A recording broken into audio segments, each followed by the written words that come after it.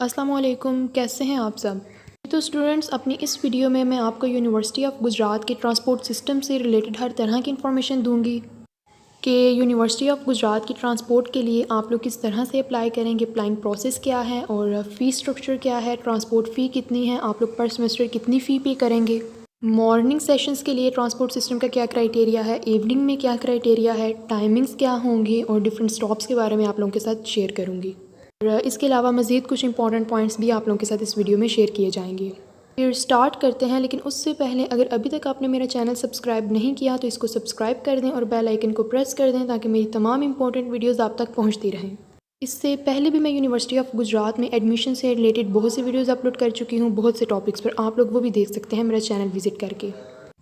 अब next move करते हैं यूनिवर्सिटी ऑफ गुजरात के ट्रांसपोर्ट सिस्टम की तरफ। अगर मैं यूनिवर्सिटी ऑफ गुजरात के ट्रांसपोर्ट सिस्टम की बात करूं तो यूओजी का transport system biggest transport system है। ऑलमोस्ट 90 के करीब बसेस हैं जो कि 7 डिस्ट्रिक्ट्स को कवर कर रही हैं, जिसमें डिफरेंट रूट्स पर स्टूडेंट्स को पिक एंड ड्रॉप की फैसिलिटी दी जाती है। ऑलमोस्ट हर एरिया से बसेस आती हैं और जैसा कि मैं स्टार्टिंग पर बता चुकी हूँ कि मैं इन सब पॉइंट्स को वन बाय वन आप लोगों के साथ शेयर करूँगी। सबसे पहले अगर मैं फ़ीस स्ट्रक्चर की बात करूं कि ट्रांसपोर्ट फ़ी आप लोग पर सेमेस्टर कितनी पे करते हैं, और ये फ़ी ऑलमोस्ट 7,000 के करीब है। एग्जैक्ट यहाँ पर गिवन है, आप लोग देख सकते हैं। जो नेक्स्ट क्वेश्चन है वो ये है कि क्या ट्रांसपोर्ट फ़ी आप लोग अलग से पे करते हैं, इसका अलग से चालान आता है? तो नहीं, ऐसा नहीं है। सेमेस्टर के स्टार्ट पर, जैसे कि पहले मैं आप लोगों के साथ पूरे सेमेस्टर का फ़ी स्ट्रक्चर डिस्कस कर चुकी हूँ। सेमेस्टर के स्टार्ट पर जो एक चालान आता है, ऑलमोस्ट फर्स्ट सेमेस्टर में उसकी फ़ी 43,000 44,000 के करीब होती है। उसी चालान में ट्रांसपोर्ट फ़ी भी इंक्लूड होती है। उन 43-44,000 में ये 7,000 भी ट्रांसपोर्ट फ़ी के इंक्लूड होते हैं, जो कि आप उसी चालान के साथ पे करते हैं, सेपरेट से आप लोगों को पे नहीं करना पड़ती।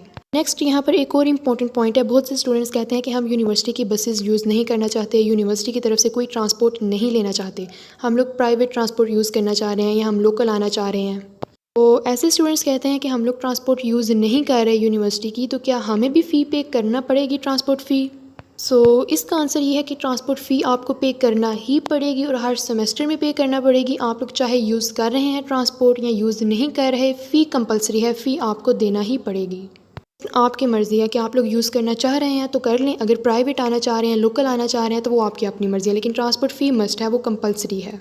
अब सबसे पहले अगर मैं मॉर्निंग के ट्रांसपोर्ट सिस्टम की बात करूं तो मॉर्निंग टाइम में जितने भी स्टूडेंट्स यूनिवर्सिटी ऑफ गुजरात में एनरोल्ड होते हैं और वो जिन जिन एरिया से भी आते हैं, उन सब स्टूडेंट्स को ट्रांसपोर्ट प्रोवाइड की जाती है। जैसा कि मैं पहले ही बता चुकी हूँ कि ऑलमोस्ट 90 के करीब बसेस होती हैं और 7 डिस्ट्रिक्ट्स को कवर किया जाता है। यहाँ पर ये बात तो क्लियर होगी कि मॉर्निंग के सब स्टूडेंट्स को ट्रांसपोर्ट अवेलेबल होगी, ट्रांसपोर्ट प्रोवाइड की जाएगी। अब नेक्स्ट अगर मैं बात करूँ टाइमिंग्स की कि बसेस की टाइमिंग्स क्या होगी, सिटी बसेस की और जो बाकी सिटीज़ की बसेस हैं। सिटी बसेस में एक्चुअली गुजरात का डिस्ट्रिक्ट कवर हो रहा है। गुजरात के पूरे डिस्ट्रिक्ट को जितनी भी बसेस कवर करती हैं उनको सिटी बसेस कहा जाता है। अब अगर मैं सिटी बसेस की बात करूँ, गुजरात की बसेस की बात करूँ, तो गुजरात का इतना ज़्यादा डिस्टेंस नहीं है, यूनिवर्सिटी से करीब ही है। तो ऑलमोस्ट 7:30 बजे, पौने 8 बजे, 8 बजे तक यहाँ से बसेस गुजरात से यूनिवर्सिटी की तरफ जाती रहती हैं। जो यूनी की स्टार्टिंग टाइमिंग है वो मैं जैसे कि ऑलरेडी अपनी प्रीवियस वीडियोस में आपको बता चुकी हूँ कि 8:45 से फर्स्ट लेक्चर स्टार्ट होता है और यहाँ से सिटी बसेस अगर 7:30 पर भी चलें या 7:45 पर भी चलें तो आप लोग ऑलमोस्ट 8:30 तक यूनिवर्सिटी पहुँच जाते हैं और फिर नेक्स्ट 10-15 मिनट्स में आप लोग अपनी क्लासेस तक पहुँच जाते हैं। और सिटी के अलावा अगर मैं बाकी डिस्ट्रिक्ट्स की बात करूँ कि वहाँ से बसेस की टाइमिंग्स क्या हैं, स्टार्टिंग टाइमिंग्स, तो ये डिपेंड करता है कि आप कौन से डिस्ट्रिक्ट से हैं और कितना डिस्टेंस है आपके एरिया का यूनिवर्सिटी से। अगर तो आप कहीं दूर के एरिया से आते हैं तो आपकी बस का स्टार्टिंग टाइम जो है वो 5:45 भी हो सकता है, 6 o'clock भी हो सकता है, डिपेंड करता है कि आप कौन से एरिया से बिलोंग करते हैं। और अगर तो मैं गुजरांवाला की फॉर एग्जांपल बात करूं तो गुजरांवाला का स्टार्टिंग टाइम ऑलमोस्ट 6 o'clock या समटाइम 6:15 तक चला जाता है। अगर मैं क्लोजिंग टाइमिंग्स की बात करूं कि किस टाइम पर यूनिवर्सिटी से बसेस चल पड़ती हैं, यूनिवर्सिटी का क्लोजिंग टाइम मैंने आप लोगों को अपनी प्रीवियस वीडियो में बताया था कि 4:15 पर लास्ट लेक्चर कंडक्ट हो जाता है। सिटी बसेस जो हैं वो ऑलमोस्ट 4:30 या 4:45 पर यूनिवर्सिटी से चल पड़ती हैं और अगर बाकी बसेस की बात करूं जो दूर दूर के डिस्ट्रिक्ट्स वाली हैं तो वो ऑलमोस्ट 5 o'clock यूनिवर्सिटी से सारी बसेस चल पड़ती हैं। अब मेरा जो नेक्स्ट पॉइंट है वो मैं आपको ना कुछ एक्स्ट्रा टाइमिंग्स का बताने लगी हूँ। वैसे तो नॉर्मली रूटीन में जो टाइम होता है वो तो मैंने आप लोगों को बता दिया ना कि यूनिवर्सिटी का स्टार्टिंग टाइम 8:45 है और क्लोजिंग टाइम 4:15 है। ये तो हो गई ना यूनिवर्सिटी की टाइमिंग्स, लेकिन आपकी जो टाइमिंग है डेली बेसिस पे वो सेम ये नहीं हुआ करेगी। हो सकता है किसी दिन आपकी 2 क्लासेस हों, किसी दिन 3 हों, किसी दिन 4 हों। तो ये बात डायरेक्टली डिपेंड करती है आपके टाइम टेबल पर। हो सकता है कि किसी दिन आपकी एक ही क्लास हो और आप 10:15 पर ही फ्री हो जाएं, या कभी आप 11:45 पर फ्री हो जाएं, या 1:15 पर फ्री हो जाएं, या 2:45 पर फ्री हो जाएं। मतलब कि वीक के 5 दिन आप आएंगे और पाँचों दिन आपकी टाइमिंग्स डिफरेंट होंगी आपके टाइम टेबल के अकॉर्डिंग। ये जो सारी मैंने आप लोगों को टाइमिंग्स बताई हैं आपके टाइम टेबल के अकॉर्डिंग, ये टाइमिंग सुनने के बाद आपके माइंड में ये क्वेश्चन अराइज होगा कि अगर आप लोग 4:15 से पहले फ्री हो जाते हैं, अभी पीछे जो मैंने टाइमिंग्स बताई हैं वो तो मैंने बताई है ना कि 4:15 पर अगर आप लोग फ्री हो जाते हैं तो 4:30 तक या 5 o'clock तक सारी बसेस यूनिवर्सिटी से चल पड़ती हैं। लेकिन वो तो था एंडिंग टाइम, क्लोजिंग टाइम। उससे पहले अगर आप लोग फ़ारिग हो जाते हैं, जैसे पीछे मैंने टाइमिंग्स मेंशन की हैं कि अगर 1:15 फ़ारिग हो जाते हैं या 2:45 फ़ारिग हो जाते हैं, क्या उस टाइम भी आपको बसेस प्रोवाइड की जाएंगी, ट्रांसपोर्ट प्रोवाइड की जाएगी, और अगर की जाएगी तो उनकी क्या टाइमिंग्स होगी। तो यहाँ पर मैं आपके साथ कुछ एक्स्ट्रा टाइमिंग्स बसेस की शेयर करने लगी हूँ। अब सबसे पहले अगर मैं सिटी बसेस की, गुजरात की बसेस की एक्स्ट्रा टाइमिंग्स की बात करूं, तो सिटी के स्टूडेंट्स को तो कोई प्रॉब्लम नहीं है, क्योंकि सिटी के स्टूडेंट्स के लिए हर 1 घंटे के बाद यूनिवर्सिटी से बस चलती है। कि यूनिवर्सिटी से भी बस जाती है और यहाँ से सिटी से भी यूनिवर्सिटी की तरफ जाती है। मतलब कि अगर आपका कोई पहला लेक्चर फ्री है तो ज़रूरी नहीं कि आप सुबह वाली टाइमिंग पर ही जाएं, आप लेट भी जा सकते हैं, 9 बजे चले जाएं, 10 बजे चले जाएं, आपके टाइम टेबल पर डिपेंड करता है। और जो यूनिवर्सिटी से गुजरात की तरफ बसेज आती हैं वो मैं ऑलरेडी आपको बता चुकी हूँ कि हर घंटे बाद बस चलती है, ठीक है। 9:30, 10:30, 11:30, 12:30, 1:30, 3 o'clock और उसके बाद फाइनली 4:30। तो ये तो बात होगी सिटी के स्टूडेंट्स की, कि सिटी के स्टूडेंट्स को कोई प्रॉब्लम नहीं है। अब अगर मैं सिटी बसेस के अलावा गुजरात के एरिया के अलावा बाकी डिस्ट्रिक्ट्स की, बाकी सिटीज़ की बात करूं, तो उनके लिए ऐसा नहीं है कि हर घंटे बाद बस चले। उनकी 2 टाइमिंग्स हैं। सबसे पहले 1:30 या 1 o'clock, 1 o'clock यहाँ चलती हैं या 1:30 चलती हैं, और उसके बाद जो सेकेंड टाइमिंग है वो है 5 o'clock। सो सिटी के स्टूडेंट्स के अलावा जो बाकी स्टूडेंट्स हैं उनके लिए सिर्फ 2 ही ऑप्शन हैं, या तो फिर जब 1 o'clock या 1:30 बसेस चलती हैं तब वो चले जाएं, या फिर 5 o'clock। इसके अलावा उनके पास कोई ऑप्शन नहीं है। अब अगर मैं स्टॉप्स की बात करूं, तो हर सिटी में कुछ स्टॉप्स फिक्स कर दिए गए हैं जहां से स्टूडेंट्स को पिक एंड ड्रॉप किया जाता है। अब आपका स्टॉप क्या है, मेन स्टॉप आपको कहां से पिक किया जाएगा और कहां पर ड्रॉप किया जाएगा, ये इन्फॉर्मेशन आप लोगों के साथ यूनिवर्सिटी स्टार्ट होने से पहले ही शेयर कर दी जाएगी। यूनिवर्सिटी की तरफ से भी शेयर हो जाएगी और इंशाल्लाह मैं भी शेयर कर दूँगी।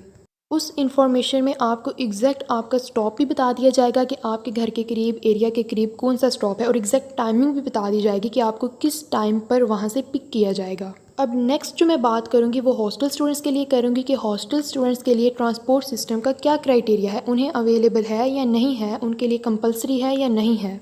तो हॉस्टल के स्टूडेंट्स के लिए भी ये कंपलसरी है कि वो भी ट्रांसपोर्ट फ़ी पे करेंगे, चाहे वो हॉस्टल्स यूज़ कर रहे हैं। मतलब कि यूनिवर्सिटी ऑफ गुजरात में जितने भी स्टूडेंट्स एनरोल्ड हैं, मॉर्निंग के हैं, इवनिंग के हैं, या इसके अलावा हॉस्टलाइज हैं या हॉस्टलाइज नहीं हैं, रेगुलर स्टूडेंट्स हैं, उनको फ़ी पे करना ही पड़ेगी।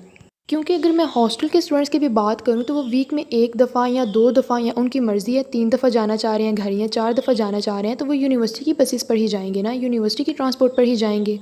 इसलिए ऐसे स्टूडेंट्स को भी फ़ी पे करना ही पड़ती है, और सारी पे करना पड़ती है, ऑलमोस्ट 7,000 के करीब। अब नेक्स्ट मैं बात करती हूँ इवनिंग का जो ट्रांसपोर्ट सिस्टम है उसके बारे में। इवनिंग का जो ट्रांसपोर्ट सिस्टम है वो बहुत ज़्यादा लिमिटेड है। इवनिंग में सिर्फ सिटी बसेस, मतलब कि गुजरात की बसेस चलती हैं। जो बाकी सिटीज़ हैं, बाकी डिस्ट्रिक्ट्स हैं, उनके लिए ट्रांसपोर्ट की फैसिलिटी नहीं है, उनको ट्रांसपोर्ट प्रोवाइड नहीं की जाती। अब यहाँ पर अगेन वही क्वेश्चन कि इवनिंग के जो स्टूडेंट्स हैं जो सिटी से नहीं हैं, किसी और डिस्ट्रिक्ट से हैं, उनको ट्रांसपोर्ट अवेलेबल नहीं है, तो क्या वो भी फ़ी पे करेंगे? जी, तो फ़ी पे करना ही पड़ेगी, बेशक आपको अवेलेबल है या अवेलेबल नहीं है। मतलब कि ये कंपलसरी है, ट्रांसपोर्ट फ़ी कंपलसरी है, बेशक आप लोगों को प्रोवाइड नहीं की जा रही। अब अगर मैं बात करूं ट्रांसपोर्ट सिस्टम के अप्लाइंग प्रोसेस के बारे में, तो बहुत से स्टूडेंट्स को इस बारे में कन्फ्यूजन है कि क्या हम लोग ट्रांसपोर्ट के लिए अलग से अप्लाई करेंगे अगर हम लोग ट्रांसपोर्ट यूज़ करना चाह रहे हैं तो नहीं, ऐसा नहीं है, आप लोग अलग से अप्लाई नहीं करेंगे। अगर आप लोगों ने एडमिशन एप्लीकेशन फॉर्म फिल कर दिया है और मेरिट लिस्ट में आपका नाम आ गया है, आपने फ़ी पे कर दी है, मतलब कि आपका सिलेक्शन एज अ स्टूडेंट हो गया है, तो ऑटोमेटिकली ही आपको ट्रांसपोर्ट प्रोवाइड कर दी जाएगी। सेपरेट से आप लोगों ने कहीं भी अप्लाई नहीं करना ट्रांसपोर्ट के लिए। लेकिन एक यहाँ पर मेन पॉइंट ये कि जब आप लोग बसेस में एंटर होंगे, फॉर एग्जांपल आपका फर्स्ट सेमेस्टर है और स्टार्टिंग के डेज़ हैं या फर्स्ट डे ही है, तो आपको तभी एंटर होने दिया जाएगा बस में अगर आपके पास फ़ी का चलान फॉर्म है। मतलब कि जो फ़ी आप लोगों ने यूनिवर्सिटी की पे की होगी उसी में ट्रांसपोर्ट का भी मेंशन होता है ना, तो वो फ़ी तो आप लोग यूनिवर्सिटी स्टार्ट होने से पहले ही पे कर देंगे। तो चालान आपके पास एक कॉपी चालान की होनी चाहिए ताकि आप लोग ईज़िली बसेस में एंटर हो जाएँ, आप लोग को कोई भी प्रॉब्लम फेस ना करना पड़े। जब तक आप लोगों के यूनिवर्सिटी कार्ड नहीं बनते तब तक वो चालान आपके पास होना चाहिए। बस में एंटर होने के लिए भी आपको वो चालान पहले दिखाना पड़ेगा और यूनिवर्सिटी में भी एंटर होने के चालान पहले दिखाना पड़ेगा। बाद में फिर कुछ दिन गुजरने के बाद आपके यूनिवर्सिटी कार्ड्स भी बन जाएंगे, फिर चालान की ज़रूरत नहीं है। फिर आपके पास हर वक्त आपका यूनिवर्सिटी कार्ड होना चाहिए। यूनिवर्सिटी में एंट्री के लिए या बस में एंटर होने के लिए वो यूनिवर्सिटी कार्ड पहले आपका देखा जाए।